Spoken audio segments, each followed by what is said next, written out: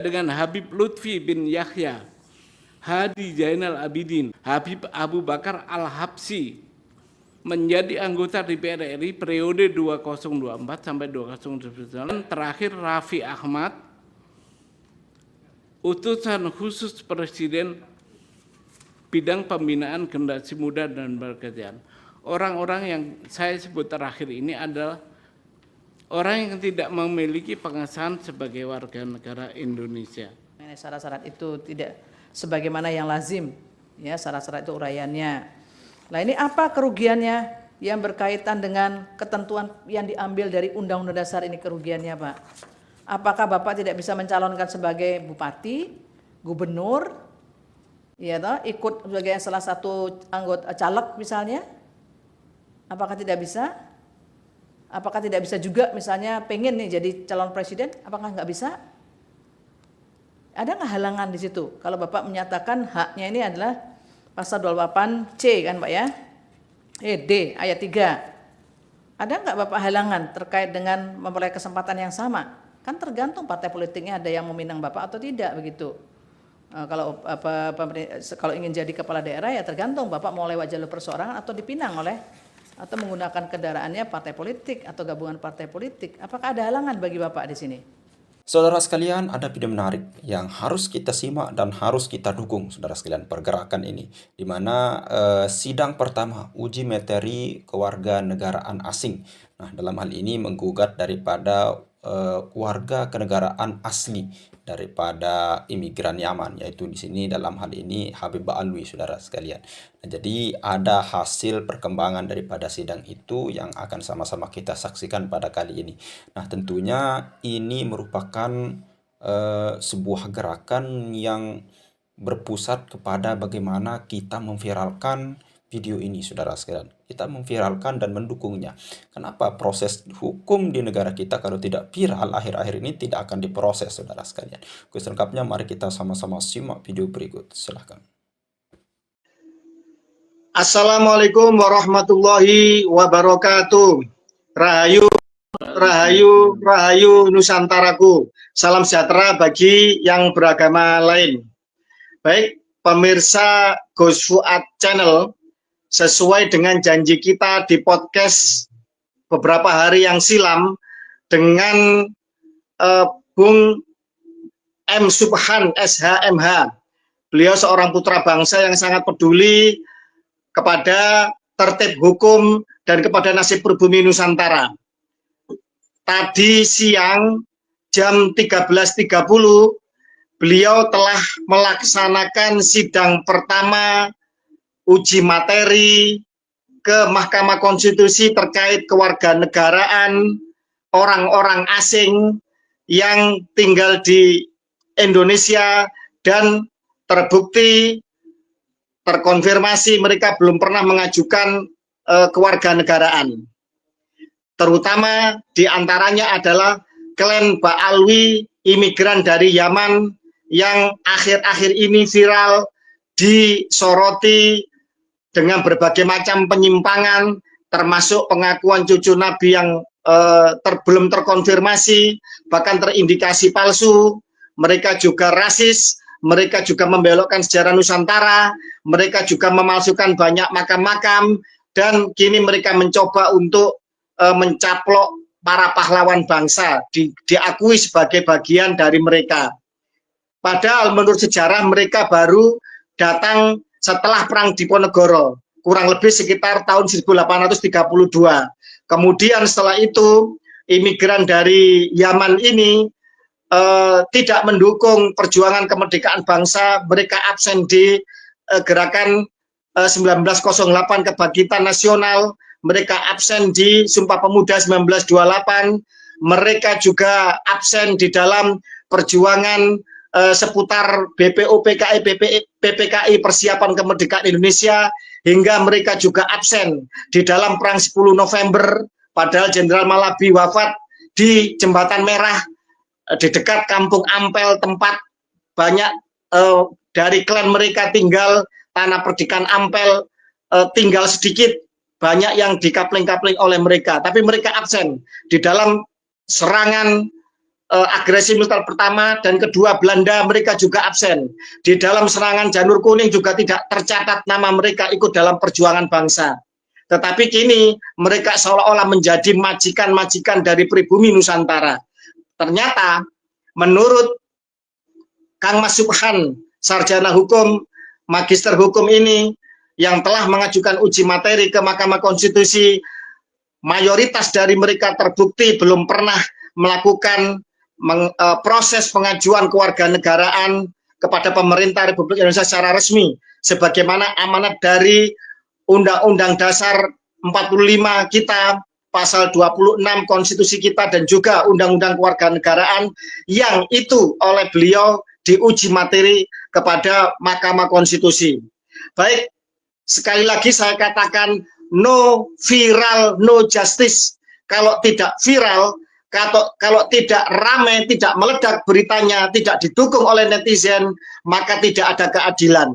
Begitulah yang masyhur di dalam kekinian Indonesia, bahwa keadilan harus dicapai dengan diviralkan dahulu. Karena itulah maka seluruh elemen bangsa yang peduli kepada nasib pribumi Nusantara, kepada konstruksi hukum kita, tertib hukum kita, tentang kewarganegaraan kita, harus mendukung perjuangan ini, pergerakan ini.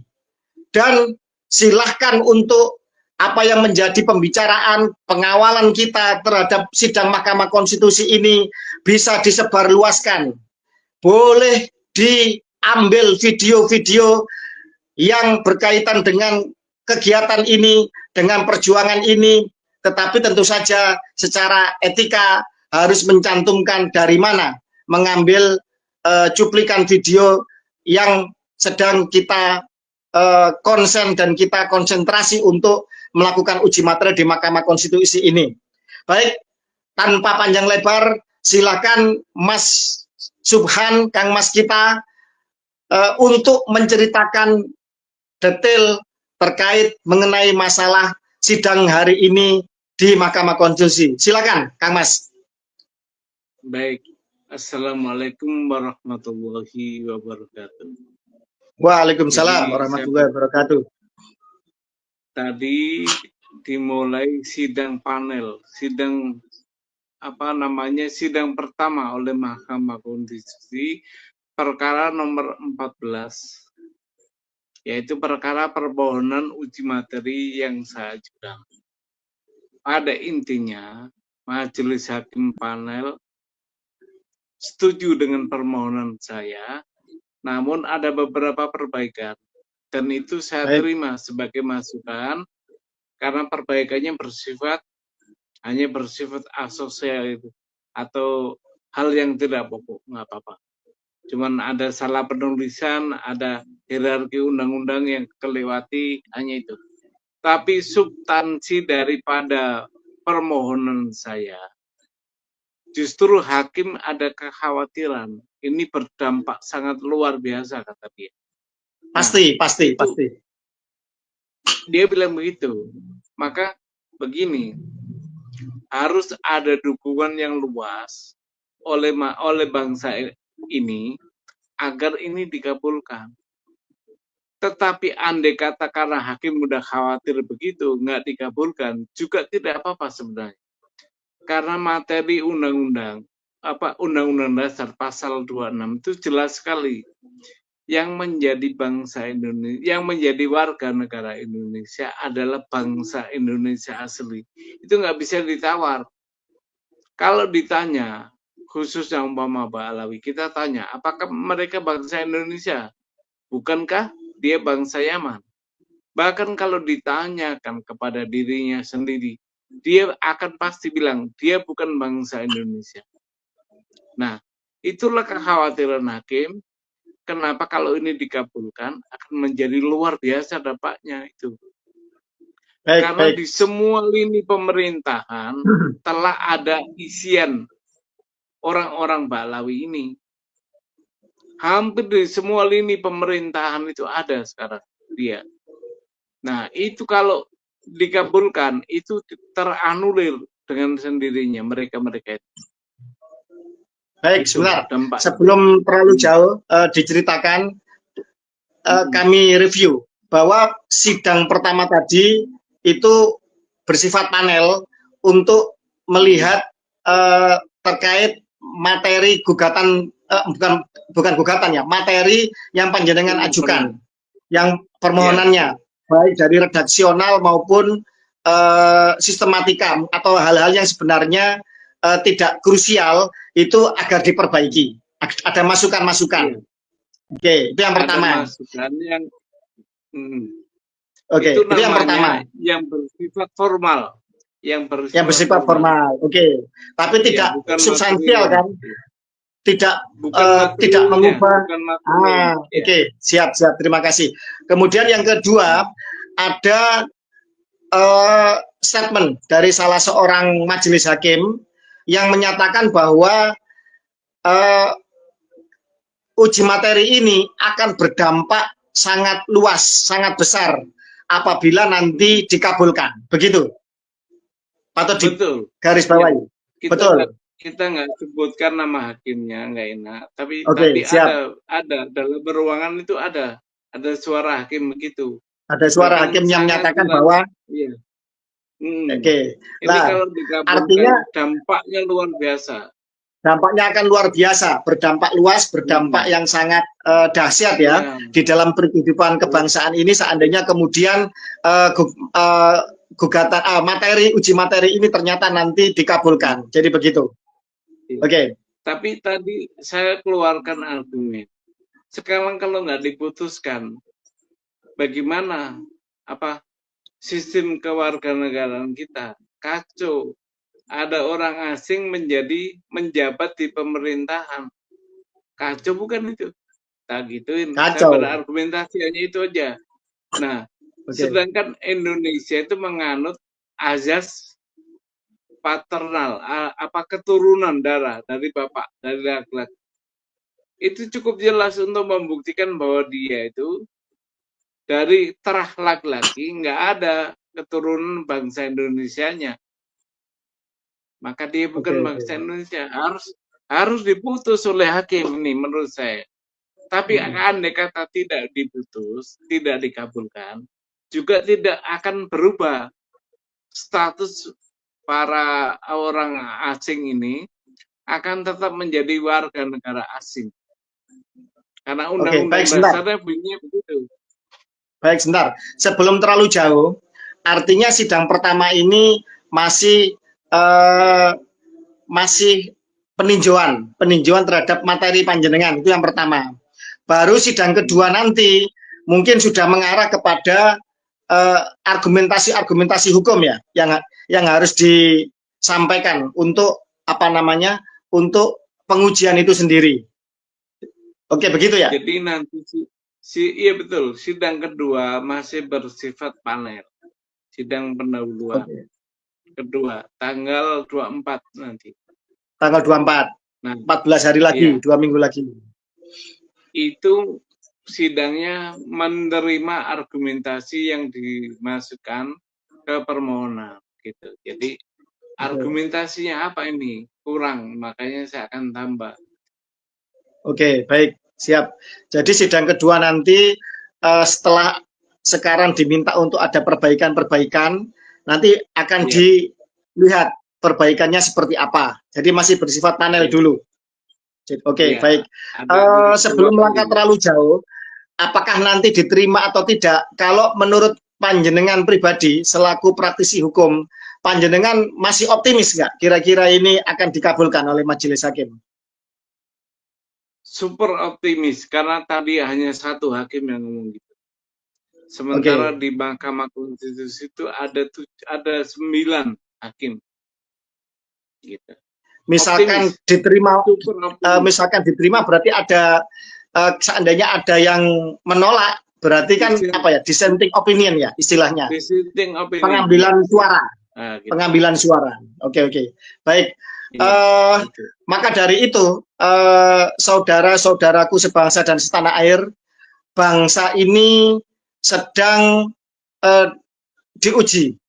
Bangsa ini sedang harus berintrospeksi dan sebagai pribumi Nusantara, pribumi Indonesia yang mayoritas, kita sedang menelaah tentang orang-orang asing, terutama dari klan-klan Arab dan lebih terutama lagi dari klan Habaib Ba'alwi yang sedang diuji materi tentang status keluarga negaraannya. Artinya, kalau dari sensus 2010, Kang Mas, itu klan Arab itu jumlahnya hanya 0,1% dari seluruh bangsa Indonesia. Kalau jumlah warga negara Indonesia pada hari ini sekitar 280 juta, berarti 0,1% itu adalah sekitar 280.000. Bila klan Ba'alwi itu separuhnya misalkan ya, maka sekitar 140 atau 150.000. Maka jangan sampai nasib pribumi Nusantara yang 99,99%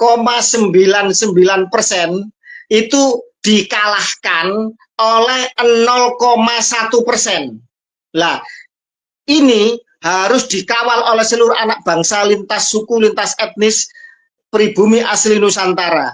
Jangan sampai nasib bangsa ini itu kemudian nanti akan dikalahkan atau akan mengalami penindasan yang berulang, sisa-sisa dari residu atau polusi dari penjajahan oleh 0,1% imigran yang didatangkan oleh kaum penjajah, yang sementara itu mayoritas dari mereka. Saya mengatakan mayoritas ya, bukan berarti tidak ada. Saya yakin mesti ada di antara mereka yang sudah mengajukan kewarganegaraan.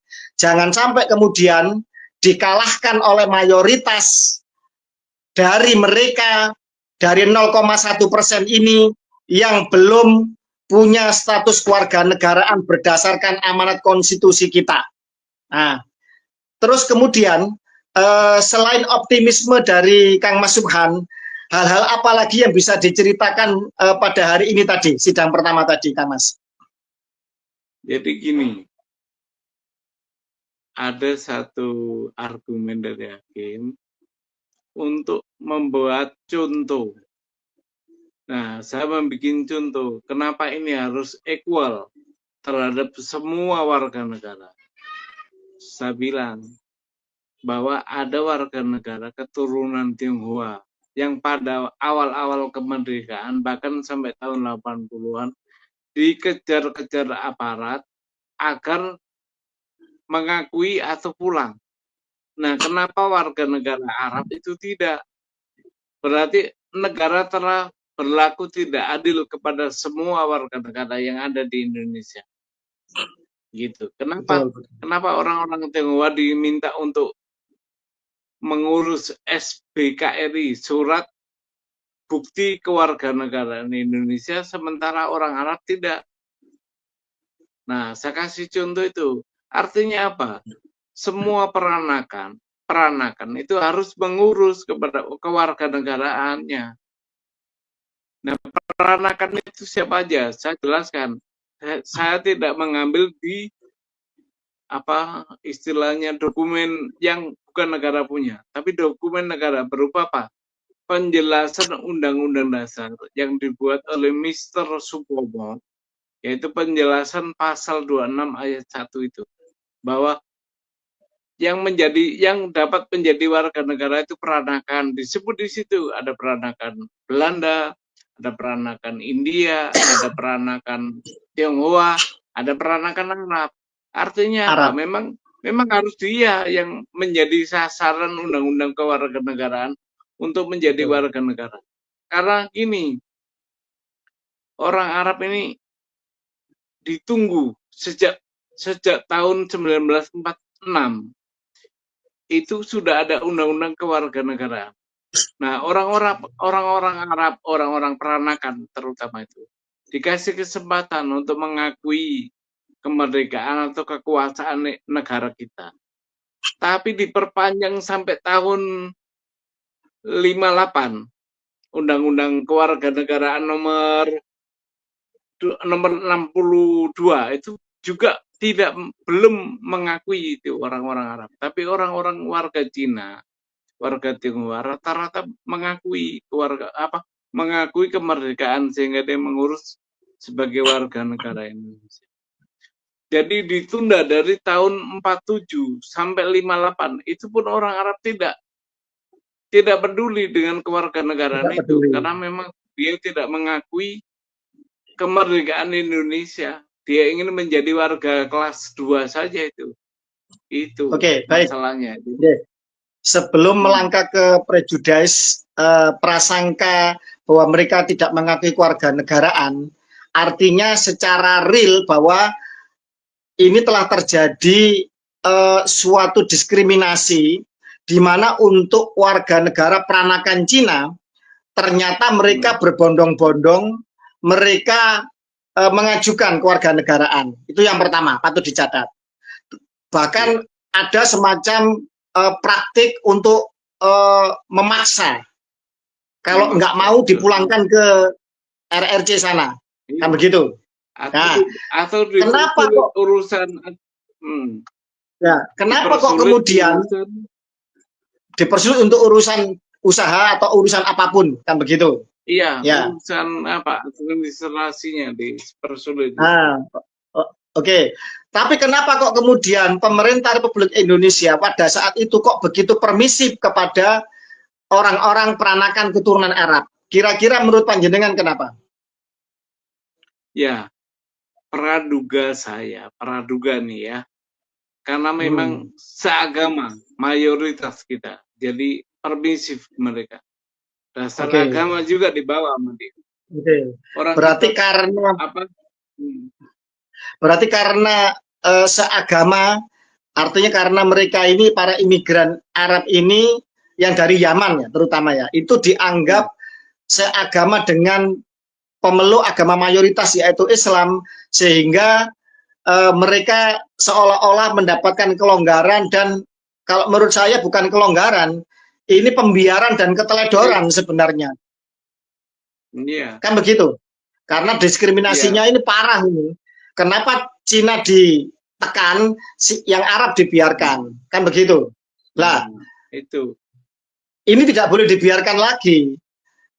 Hukum tidak boleh tumpul ke atas, tajam ke bawah. Termasuk juga tumpul kepada mayoritas, tajam kepada minoritas. Di mata hukum semuanya sama, kan begitu. Siapapun itu harus sama, kan begitu. Jadi, artinya di dalam masalah kewarganegaraan ini, kepada mereka-mereka seluruh peranakan dari etnis asing harus sama pula perlakuannya. Ini kalau kita mau menerapkan Bhinneka Tunggal Ika, mau menerapkan kesetaraan, mau menerapkan tertib hukum yang benar, kan begitu Kang Mas? Kalau menurut kami seperti itu. Negara tidak boleh memihak kepada satu karena agama. Itu bahaya. Setuju. Jadi equal kewarganegaraan itu tidak boleh dipandang dari agama. Itu akan berbahaya. Sekarang kita balik, coba ke umat Islam yang minoritas, apa bahayanya kita, Kak? Apa nggak bahaya kita? Ya. Iya. Nah, begitu sebaliknya.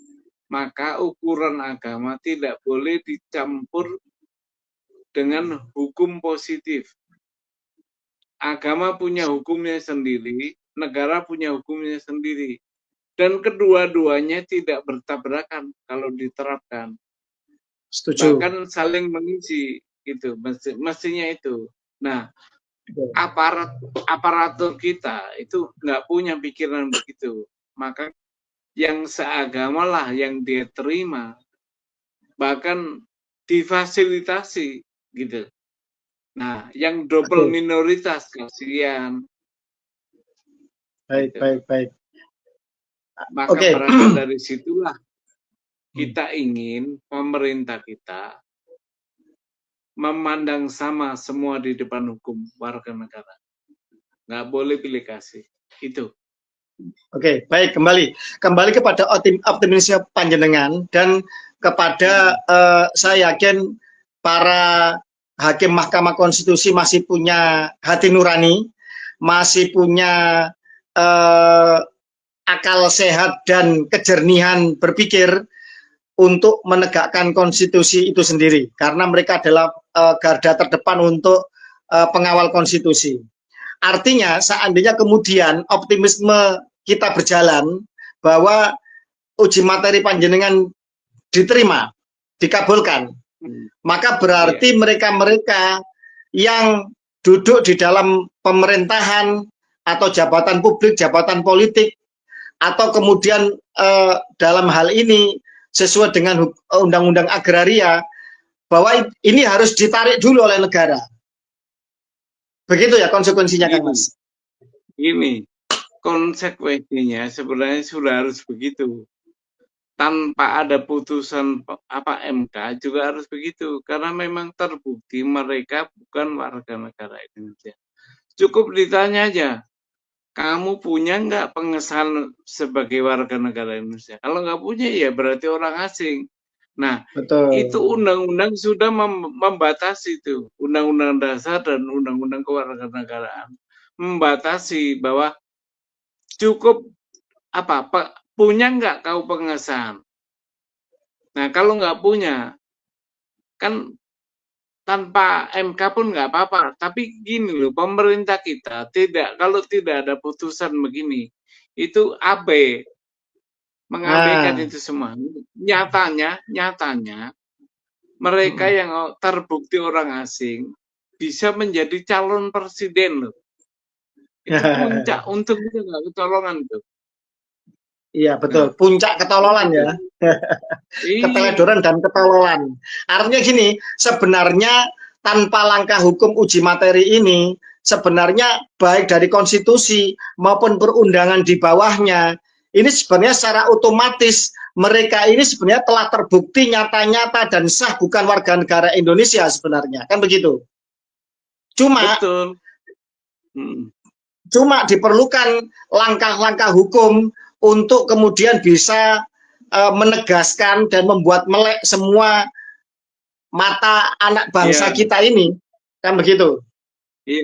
Misalkan gini Kang Mas. Misalkan gini, ada seorang Habib misalkan punya tanah atau aset atau SHM. Panjenengan berani untuk menggugat bahwa dia tidak berhak atau gugur kepemilikannya. Iya, akan saya buktikan itu di pengadilan kalau ada. Bahwa apa yang dia miliki hak atas tanah SHM itu harus gugur. Gampang aja itu nanti kalau di pengadilan, buktikan bahwa kamu adalah warga negara Indonesia. Nah, muncul itu bukti. Karena gini, ini beda dengan pergulatan soal nasab. Kalau warga negara ini masih kontemporer, masih kekinian, masih bisa dijangkau, masih banyak yang hidup, undang-undangnya masih berlaku. Jadi kalau nasab itu udah puluhan ribuan tahun, jadi bisa berkelit. Tapi kalau ini nggak bisa berkelit mereka. Betul. Kenapa? Nenek moyangnya baru berketurunan baru 3 generasi paling ya 4 telah generasi. Bahkan ada yang generasi awal mungkin. Nah, undang-undang kita masih berlaku. Saya sepakat itu. Artinya gini, ketika mereka, saya dalam tanda kutip ya, klan Ba'alwi yang mengaku cucu Nabi ini, itu dipertanyakan nasabnya, perdebatannya adalah perdebatan yang panjang dari kitab yang seribu tahun lebih, kan begitu. Kita cari di abad-abad awal hingga ke sekarang pembuktiannya. Juga masih harus dengan sampling tes DNA, kan begitu. Iya. Orang Arab bagaimana, yang kemudian keturunan Ismail bagaimana, keturunan Ishak bagaimana, orang Quraisy bagaimana, Hasan Hussein bagaimana. Artinya butuh pembuktian yang harus komprehensif dan begitu luas cakupannya. Tetapi untuk membuktikan bahwa mereka bukan warga negara Indonesia dan mereka sebenarnya tidak berhak untuk menduduki jabatan publik atau memiliki aset-aset dan mendirikan organisasi di dalam ruang lingkup negara kesatuan Republik Indonesia berdasarkan konstitusi dan perundangan di bawahnya adalah sangat mudah sebenarnya. karena mereka baru datang sekitar 3-4 generasi di Nusantara. Begitu maksud panjenengan. Iya, gini, batasan kita adalah kemerdekaan. Waktu merdeka, dia menjadi warga negara mana? Kalau dia menjadi jadi orang asing, bukan warga negara Indonesia, maka dia harus mengurus pengesahan sebagai warga negara. Nah, itu masih kejangkau. Nenek kita, kakek kita masih hidup itu, masih menyaksikan itu. Jadi gini, saya tegaskan lagi, tanpa putusan MK, mereka orang-orang bangsa lain yang tidak memiliki pengesahan sebagai WNI dan ikut dalam pemerintahan itu gampang membuktikan.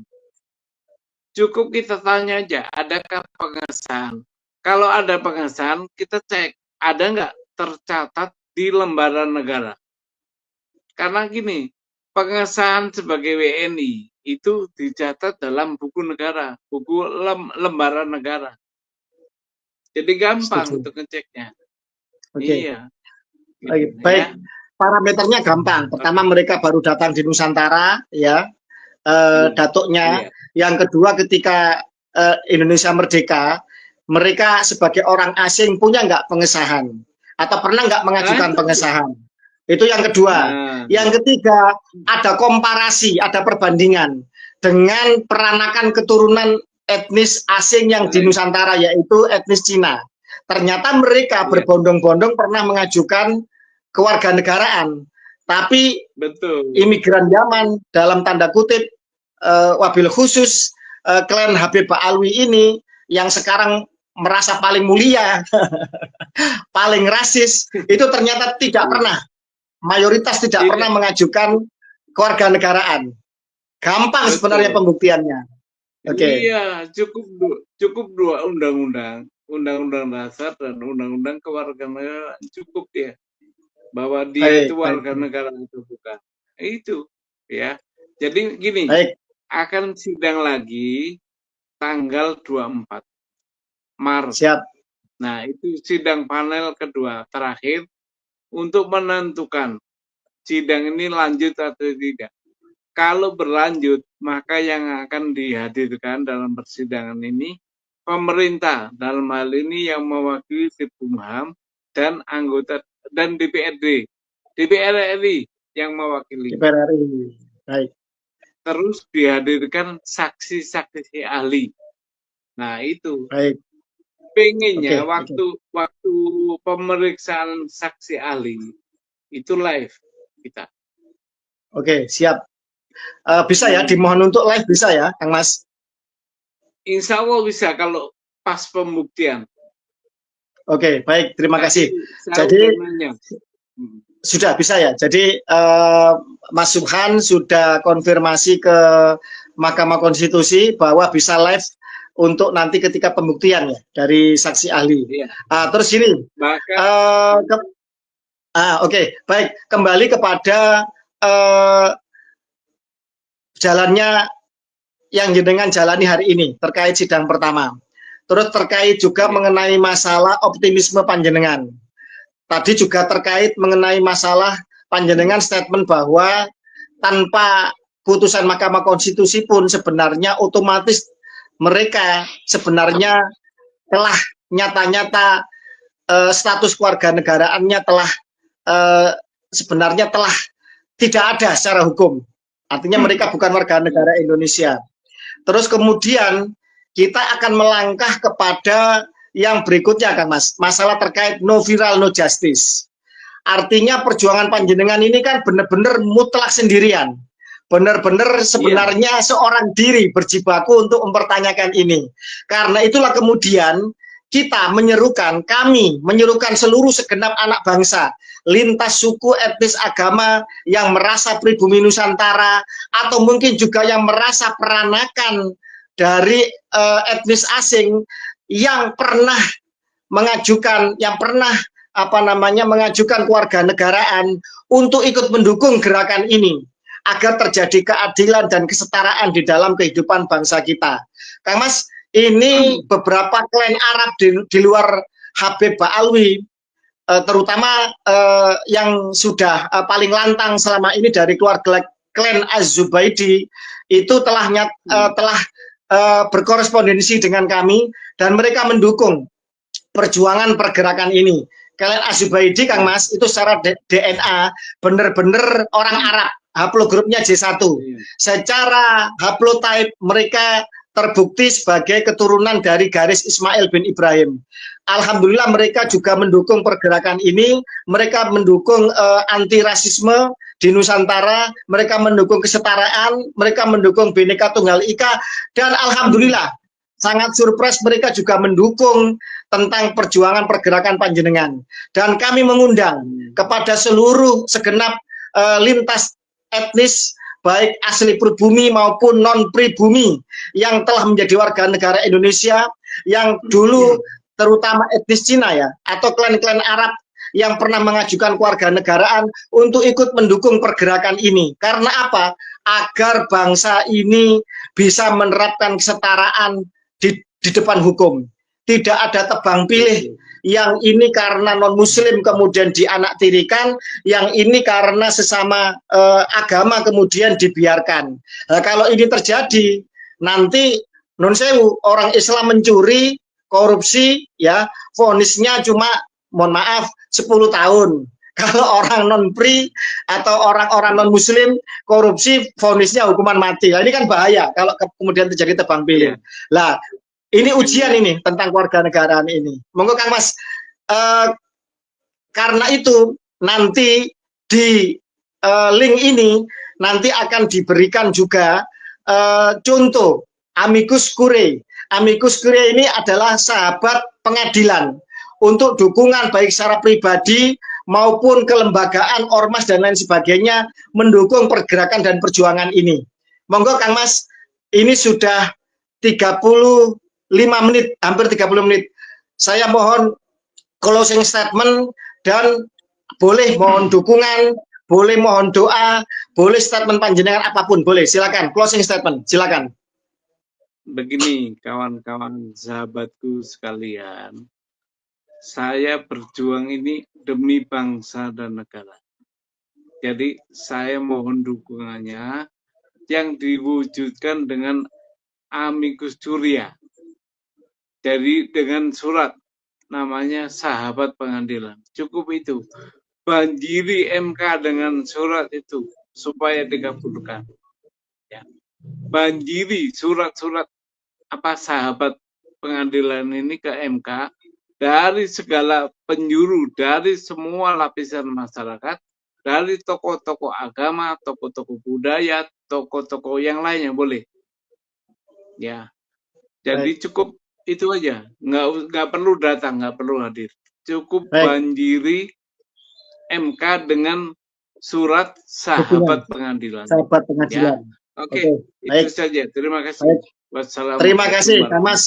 Jadi itu harapan beliau. Selain beliau mohon doa, tetap sehat. Semoga beliau tetap sehat, semangat, fokus. Bulan puasa semoga semakin menambah semangat dan kesehatan beliau. Saya yakin. Beliau juga minta yang paling utama, tidak perlu datang, tidak perlu kemudian keluar biaya atau apapun. Beliau siap untuk berjuang sendirian sebagai putra bangsa. Cukup banjiri Mahkamah Konstitusi dengan amicus curiae.